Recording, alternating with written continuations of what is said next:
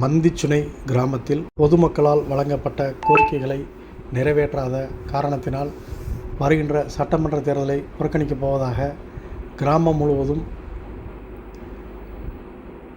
சுவரொட்டிகள் வைத்ததால் பரபரப்பு.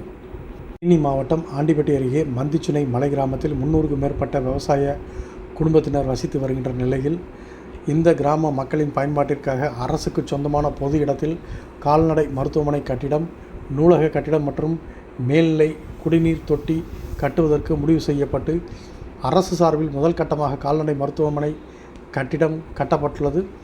இந்த நிலையில் மேல்நிலை நீர்த்தேக்க தொட்டி மற்றும் நூலக கட்டிடம் கட்டுவதற்கு இடத்தை சிலர் ஆக்கிரமித்துள்ளதாக கூறப்படுகிறது.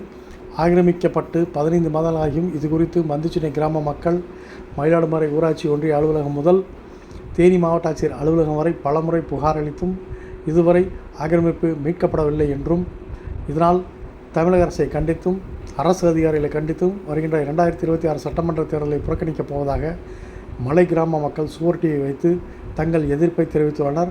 தங்கள் கோரிக்கை நிறைவேற்றாவிட்டால் வருகின்ற சட்டமன்ற தேர்தலை புறக்கணிப்பதோடு தங்கள் கிராமத்திற்கான வாக்குச்சாவடி மையத்தையும் புறக்கணிப்பதாக வேதனையோடு தெரிவித்தனர்.